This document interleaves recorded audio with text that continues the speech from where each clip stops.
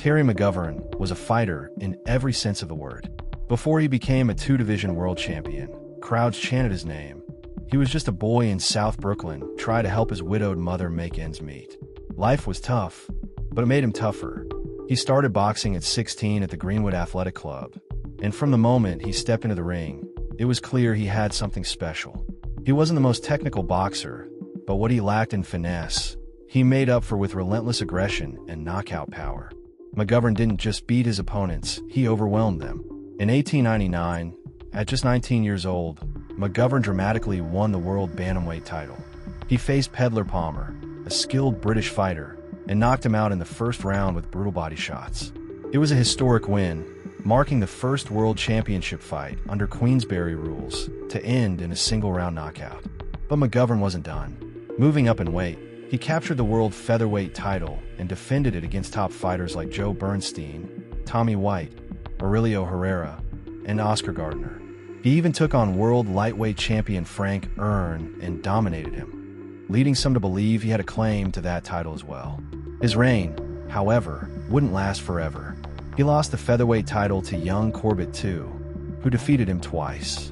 But losses couldn't erase the mark McGovern left on boxing. His aggressive style, fearless approach, and devastating power made him one of the most exciting fighters of his time. Terry McGovern wasn't just a champion, he was a force of power. His name remains a symbol of determination and the sheer will to fight, no matter the odds. On July 16, 1900, under the bright lights of Madison Square Garden, Terry McGovern proved once again why they called him Terrible Terry.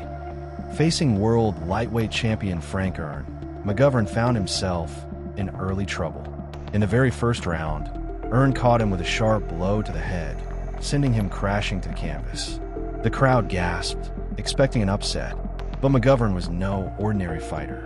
He took his time, rising at the count, and when he got to his feet, there was a grin on his face, a knowing, almost dangerous grin. He was just getting started. The third round was all McGovern. With relentless aggression, he stormed forward, battering Earn with a furious assault. Earn hit the canvas twice, his face bloodied, his strength fading. McGovern's punches were unforgiving, each one a message that he would not be denied. Earn's corner saw enough. They threw in the sponge, surrendering the fight. The crowd erupted. McGovern had done it again.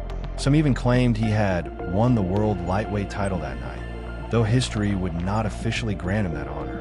But McGovern wasn't chasing titles, he was chasing dominance. Just months earlier, on December 22, 1899, he faced Harry Forbes in what some called a world featherweight match. It didn't take long. In the second round, McGovern sent Forbes sprawling to the canvas with a brutal right-handed uppercut to the chin. It was over in an instant, another notch in his growing legend. And then there was George Dixon. On January 9, 1900, McGovern took on the reigning world featherweight champion at the Broadway Athletic Club in New York. Dixon was experienced, but experience meant little against McGovern's sheer ferocity. By the sixth round, McGovern was in complete control, hammering Dixon with straight, short-arm punches to the body and face. Dixon hit the floor, and his manager had seen enough. He threw in the sponge, ending the match. It was a controversial finish, with bettors arguing over whether it should have been ruled knockout. But to McGovern, it didn't matter. The only thing that mattered was that he had won. Again, Terry McGovern wasn't just a mere fighter, he was a storm. A force of nature that swept through the boxing world, leaving opponents battered and stunned crowds in his wake. He didn't just win fights, he took them. And when he stood victorious, fists raised, blood on his knuckles, the message was clear. No one fought like McGovern, and no one ever would again. The night Terry McGovern lost his crown, the world saw something they never thought possible. Terrible Terry brought to a halt. On November 28, 1901, he met young Corbett II, a challenger who wasn't intimidated by McGovern's reputation. The fight started like a storm, but this time, McGovern wasn't the one sweeping through his opponent. Corbett came fast, landed hard, and before the second round was over, McGovern was down and out. His reign as world featherweight champion had ended. A rematch was inevitable. On March 31st, 1903, in San Francisco, McGovern stepped into the ring with something to prove. The fight was close in the early rounds, McGovern fighting like the old days, relentless, and unforgiving. But Corbett had a plan, and by the final 3 rounds, it became clear McGovern was fading. In the 11th round, Corbett landed the final blow. McGovern went down, and this time, he didn't get back up in time. The referee counted him out, and with that, his dreams of reclaiming his title slipped away. Time had started to wear on McGovern, but he wasn't done yet. On March 14, 1906, he squared off against the relentless battling Nelson at the National Athletic Club in Philadelphia. The fight was a war, described as one of the fastest, most vicious battles ever seen. McGovern fought like the warrior he was, throwing everything he had, but Nelson wouldn't back down. In the 4th and 5th rounds, Nelson's heavy lefts to the jaw staggered McGovern. The crowd roared as McGovern tried to rally in the 6th, showing flashes of the fighter he once was. But when the newspapers made their decision, Nelson was given the edge. It wasn't official, but the message was clear: McGovern's time at the top was slipping away. With 65 wins, 42 by knockout, McGovern's career was a proof to his incredible raw power and fearless fighting style. He had fought with a fire that few could match, tearing through opponents and thrilling crowds. Even after stepping away from the ring, his legend remained. In 2003, Ring magazine placed him among the 100 greatest punchers of all time. Boxing historian Nat Fleischer went even further, naming McGovern the greatest featherweight to ever lace up gloves. His fists made him a fortune, earning an estimated $203,000, a staggering amount for his time.